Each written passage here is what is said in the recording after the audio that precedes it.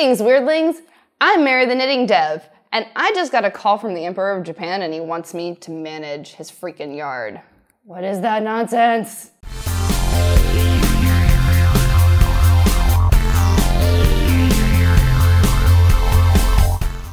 In the game of Takenoko, you are playing a gardener for the Emperor of Japan, or really one of his loyal subjects. You are going to be building the plot of land, helping the gardener get to places to build the bamboo, and moving the panda to eat all of the bamboo because he's hungry. The game plays 2 to 4 players, and it's best with 3 players because at 3 players you get a little more interaction and you don't fill up the board as quickly. What I love most about this game is the fact that the rules in general are very simple, and knowing the game and the more you play it enhances the strategy. When you start the game, you're going to have 1 center tile. This is the moat. It waters your garden. It's important to have. Each player will receive their guide to the gaming and you're a punk. So this is the player board. The player board tells you what happens on dice rolls, what options you can take when you take your turn, and a nice little storage area where you can put your irrigation pieces, your improvement pieces, and your panda's food. See the stomach? That's where the food goes. And finally, you will be dealt 3 cards. 1 of each kind of victory point card.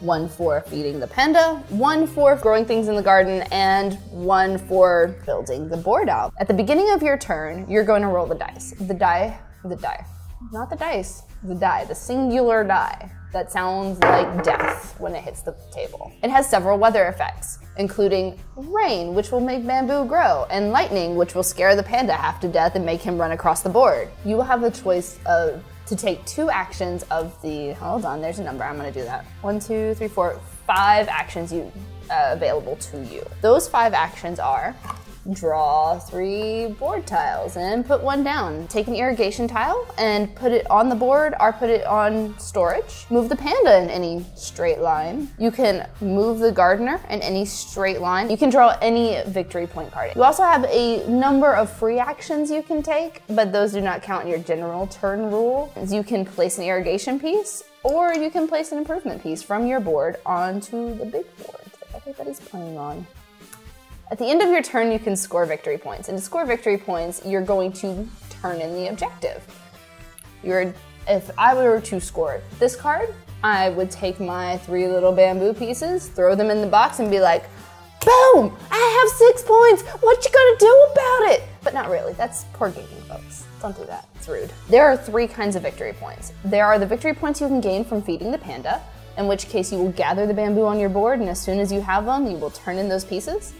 There are the strategically placed gardening pieces, in this case, the 3 rounded hex pieces together. And then there is the gardener points, and the gardener points come from growing the bamboo a certain height. Sometimes it's as simple as, that's not a simple card. You will grow 3 plots of yellow bamboo up to a height of 3.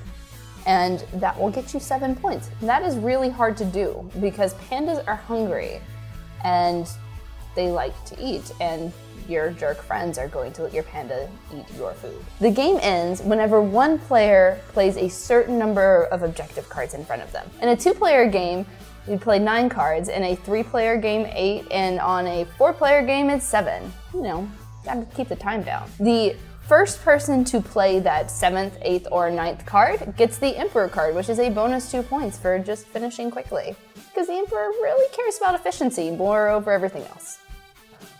Roll it all up. Here are my top 3 strategies for this game. Number 1, make a run for the water. Take it all, put it on your board. Nobody can make their bamboo grow because there's no water anywhere. I've not done that before. It's Number 2, go for plot pieces first. If you can manage the board, you can then go for something later. It opens up your options. And number 3, go for panda pieces before gardener pieces, but keep gardener pieces in your hand so that you can gain the big points at the end of the game. So that's the game of Takenoko. Are you playing it in your board gaming groups? If not, why? Like me, subscribe to me. I do the things. We do this all the time. Well, we do now.